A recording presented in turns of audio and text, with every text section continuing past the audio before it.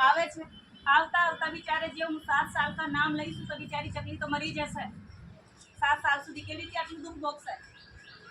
आवे चकली पूछे कि भाई मारा दुख पूछीने आया भगवान ने, मारा कंईक संदेश लाया?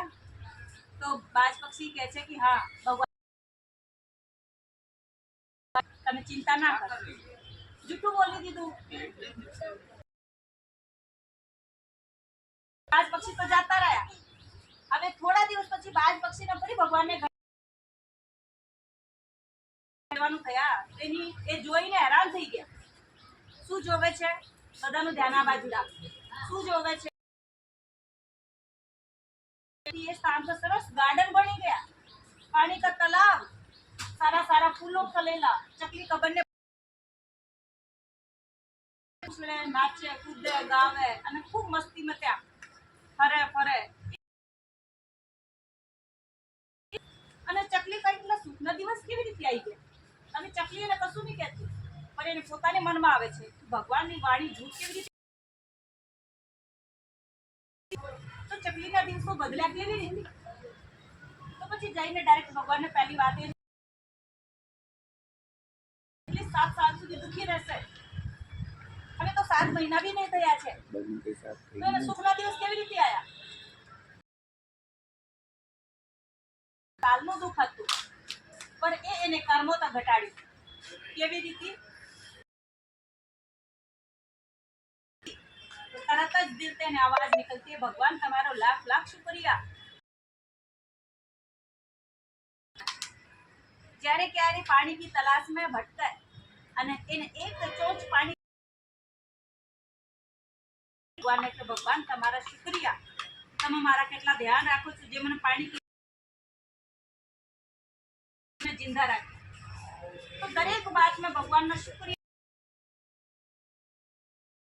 तो एना 7 साल का दुख 2.5 महीने में पूरा थी। तो आपने માટે સારું વિચારીએ તો આપણું પાપ કર્મ ઓછું થાય અને આપણે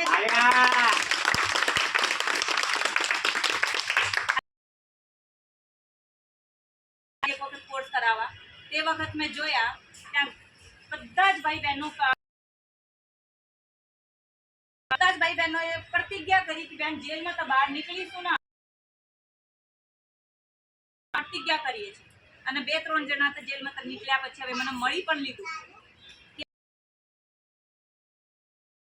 એ કે છે કે અમે અહીંયા જેલમાં બેઠા બેઠા બી એ લોકોને બધું આપતા હતા કે એના લીધે અમે જેલમાં પહોંચ્યા, એના લીધે અમે જેલમાં પહોંચ્યા, હું જઈશું તો આમ કરીશું, આમ જઈશું તો આમ કરીશું।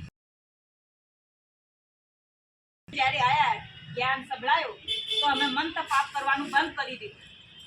તો માણસ એકલા કર્મ તપાપ નથી કરતા, જેટલું કર્મ તપાપ કરે છે એને તો વધારે પાપ। કર્મ તો કોઈને દુઃખ આપે છે, એને તો વધારે પડતા મન તો દુઃખ આપે છે, આપણી વાણી દ્વારા દુઃખ આપે છે। એકબીજા સાથેની વાત કરીએ તો આપણે શું કહીએ?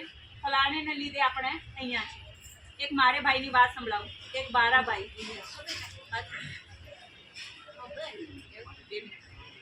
ચાલો છેલ્લે પછી આપણે ત્યારે વાત કરીએ। હવે આપણે એક તો પ્રતિજ્ઞા પાકી કરી લેજો, શું કે આજ પછી કોઈને બદુઆ નહીં આપે। આપણી હાલત का जवाबदार बीजा कोई नहीं। આપણે પોતે હવે સારા કર્મો કેવી રીતે કરીશું? મન તો બધાને દુઆ આપીશું। દરેક આત્માનું ભલા થાય, દરેક આત્મા સારી છે, કોઈનું કસૂર નથી, કોઈનો દોષ નથી, બધી નિર્દોષ છે।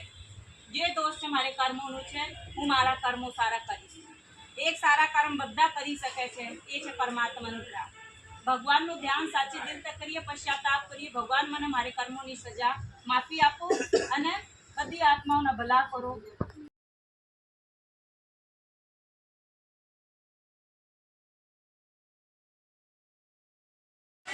આજે હું સ્કિલબાઈના આશ્રમ આવી અને અહીંયા મેં જોયા કેટલા બધા ગરીબ લોકો, અહીંયા એ લોકોને જમવાનું મળે છે અને બિચારા કોઈના કોઈ કર્મોના લીધે દુઃખી છે। જાતે આજે લોકોને હું કર્મોના વિશે મેં માહિતી આપી કે આપણે જીવનમાં જે પણ દુઃખ છે એ આપણે કર્મોના લીધે છે, એમાં કોઈ આત્માનો દોષ નથી. જે આપણે બધી આત્માઓના દિલથી દુઆ આપીશું તો આપણા જીવન સુખી થઈ જશે. અને મેં એ પણ જોયા કે એ લોકોના મન કેટલું હળકું થઈ ગયા છે, એ લોકોને ચહેરે પર ખુશી આવી ગઈ છે. તો જેમ એ લોકોને પેટમાં કશું જ આવે તો એ લોકોને એક રાહત મળે, એવી રીતે એ લોકોને દિમાગમાં બુદ્ધિમાં જે જ્ઞાન જાય, પરમાત્માની શક્તિ મળે, તો એ લોકોને આગળ વધવાની એક ઉમેદ એ લોકોની અંદર પેદા થાય અને એ લોકો એ દુઃખથી બહાર આવી શકે. ઓમ શાંતિ. આજે તમે મારા આશ્રમની મુલાકાત લીધી, તમને કેવું લાગ્યું? અહીંયા મને ઘણું સારું લાગ્યા અને મેં જોયા કે એવું આશ્રમ જેવું લાગ્યા નહીં. મને એવું લાગે છે જેમ કે એક પરિવારમાં આવી છું અને બધા જેમ કે એક પરિવાર કા સદસ્ય છે.